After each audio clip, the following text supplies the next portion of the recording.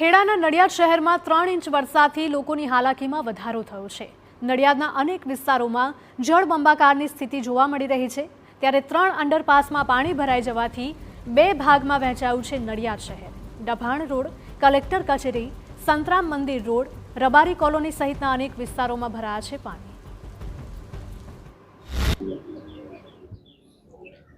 નડિયાદ શહેરમાં આજે વહેલી સવારે 3 ઇંચ જેટલો વરસાદ વરસ્યો। માત્ર 3 ઇંચ વરસાદમાં નડિયાદની કયા પ્રકારની સ્થિતિ છે દ્રશ્યો બતાવવાનો પ્રયાસ કરીશ। નડિયાદના 3 અંડરપાસ ખોડિયાર ગરનાળું, માય મંદિર ગરનાળું અને રેલવે સ્ટેશન ગરનાળાની અંદર પાણી ભરાઈ જવા પામ્યા છે। સામાન્ય રીતે વાતો થતી હોય છે કે વિકાસ સતત ચાલતી પ્રક્રિયા છે। ધારાસભ્ય દ્વારા વિકાસના જુદા જુદા દાવાઓ તો કરવામાં આવે છે।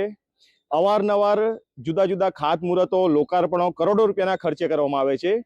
સૌથી સિનિયર ધારાસભ્ય હોવાનો પંકજ દેસાઈ દાવો કરે છે, ત્યારે પંકજભાઈ દેસાઈને એક પ્રશ્ન પૂછવો છે કે વિકાસ તો સતત ચાલતી પ્રક્રિયા છે, પરંતુ તમારા નડિયાદમાં સમસ્યા સતત ચાલતી પ્રક્રિયા હોય તેવું લાગી રહ્યું છે।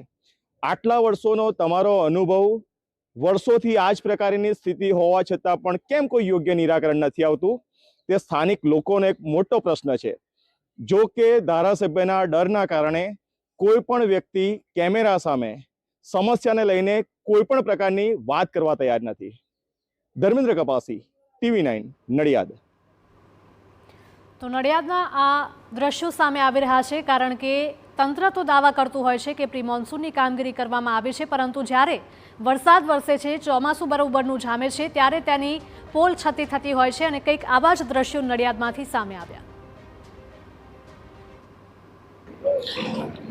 નડિયાદ શહેરમાં 3 ઇંચ વરસાદ વરસ્યો।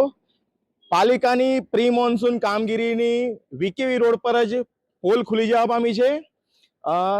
નડિયાદના ધારાસભ્ય પંકજભાઈ દેસાઈના ઘર તરફ જવાનો જ આ રસ્તો છે।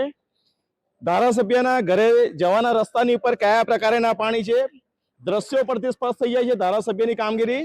બીજી તરફ દ્રશ્ય બતાવવાનો પ્રયાસ કરીશ Shri Santram laboratory and sonography x ray centre, જે પાણીમાં ડૂબ્યું છે, પાણી અંદર ફરી વળ્યા છે। આ બીજી તરફના દ્રશ્ય બતાવવાનો પ્રયાસ કરીશ કે સામે પણ સંતરામ તપોવન વિદ્યાપીઠ છે, ત્યાં પણ પાણી ફરી વળ્યા છે, જેના કારણે જે દર્દીઓ લોકો આવે છે તેમને ભારે મુશ્કેલીનો સામનો કરવો પડી રહ્યો છે।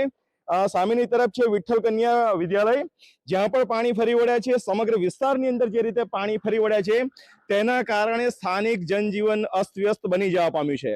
ધર્મેન્દ્ર કપાસી, TV9 ખેડા।